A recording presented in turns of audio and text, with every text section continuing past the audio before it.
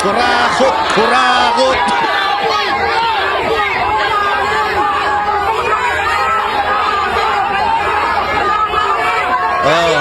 Walk of shame!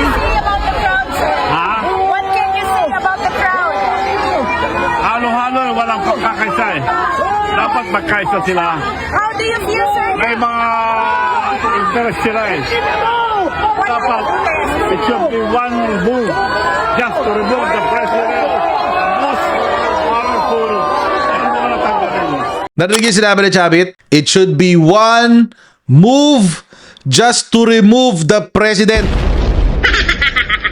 Anong tawag dyan? Inciting to sedition, guys. Huling-huli ka, boy. Oo.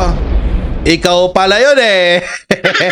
Okay, kahapon nga mga kababayan, nagkaroon nga nung trillion peso march. Dalawa eh. Baha sa Luneta ba yung isa? Ayan, Baha sa Luneta. Meron pang isa yung walang kwenta yung sa DDS.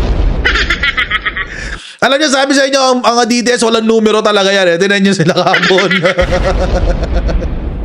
Tinan niyo sila kahapon. Mukha silang tanga dun sa sa gate 4. Mukha silang tanga dun sa gate 4 ng karami. Of course, hindi rin maiiwasan na kahapon nagkaroon ng violence. Manila Police arrested 72 individuals. Actually, tumaas na to. Naging 100 na to. Due to violent acts during September 21 protests. Hindi ko na ipapakita yung mga eksena kasi I'm sure nakita niya na sa social media. So what's new, di ba? Most of them ay mga kabataan, as in below 18 years old. Ngayon, mga kababayan, meron kasi tayong batas na nagpababa ng criminal liability and responsibility sa age. Kapag ang isang kabataan, 15 to 17 years old, gumawa ng krimen. At sa paggawa niya ng krimen, hindi siya nauudyokan, hindi siya ginagamit, hindi siya pinupuwersa ng isang authority above this child. Ibig sabihin, this person acted with discernment. Alam niya ang tama at mali, pero pinili niyang gawin ang mali. Pwede ho siyang maging criminally liable sa kanyang ginawa. So, ngayon mga kababayan, ang nakakalungkot dito, kahapon ng announcement, wala rong casualty. But as of today, meron ng isa. May sinaksak. Isang protester ang namatay dun sa Menjola riot.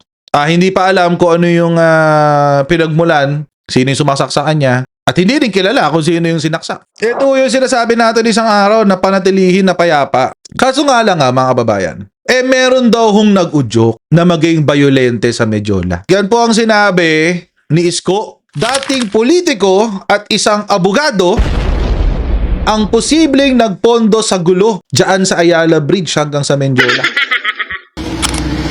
Yung mga kabataan po na naging violente po kagabi. Nakakulong na. Tukoy na po ba kung sino po possibly kung may nag-orchestrate po sa kanila or sila lang po nagkaya?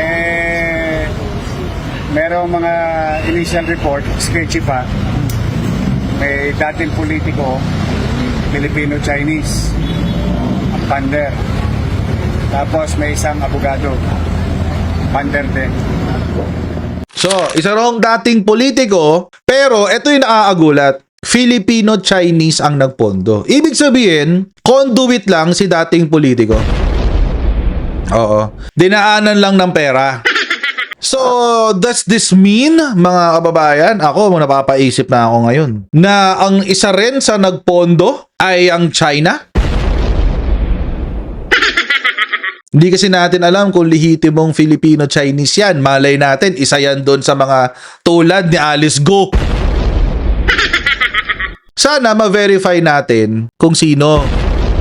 Sana malaman natin kung sino. Kasi it seems si China ay nakikialam na, well, dati pa naman siya nakikialam, pero ngayon nagpopondo na sila ng gulo sa loob mismo ng ating bansa. Which is something na matagal na nilang ginagawa sa iba't ibang bansa. Hindi lang sa Pilipinas. Pero hindi pa po confirm. 100 plus. 100 plus. Yung mga nasugatan mo yun ng mga pagkas. Dami. Kulang sa lang. Mayroon copy sa nag-critical. Pero ano na siya, ligtas din. Kagabi, 70 plus, ngayon, 100 na may git, na-arrest siya. Okay po. May total amount na tayo, Yorme, nung mga nasira nila. Total damages. Milyon po. Ito ang mga binasag nila. Oh. Yun yung according sa investigation ng Manila Mayor na si Isko Moreno. Ngayon mga kababayan, asahin kasi medyo medyo telling kasi yung press conference kanina ni Yusek Claire. Oo, kasi kanina binalita ni Yusek Claire na nag-utos daw ang Malacanang na imbestigahan ng DOJ at PNP si Chavit Singson.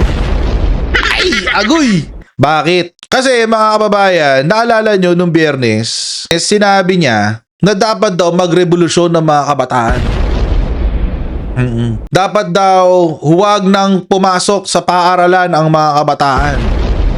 At siguruhin daw na huwag silang pumasok sa school hanggat hindi bumababa ang mga nakaupo. Ang gusto po ng Pangulo ay managot ang lahat na maaaring managot at lahat na maaaring sangkot sa marahas na nangyari. Yan po ang sinabi ni Yusek Claire. At si Mr. Chavit Singson, ayun pinangalanan pa talaga oh. Sabit si Chavit. Si Mr. Chavit Singson pa ang nagsabi na hayaan ng mga magulang ang mga batang ito na tumayo para sa isang revolusyon para sa korupsyon. O, anong Biyernes yan?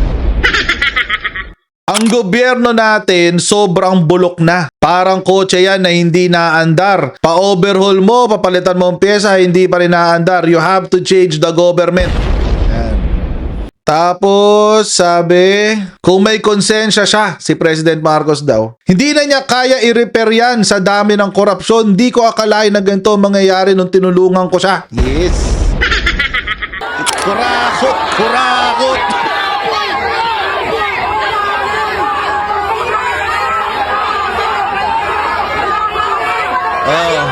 Walk of shame! What can you say about the crowd? Halo-halo, walang pagkakaisa eh. Dapat magkaisa sila.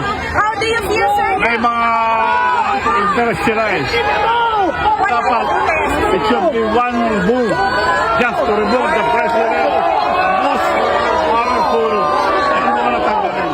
Narinig yung sinabi ni Chavit? It should be one move just to remove the president. Anong tawag dyan? Inciting to sedition, guys. Huling-huli ka, boy. Oo. Ikaw pala yun eh.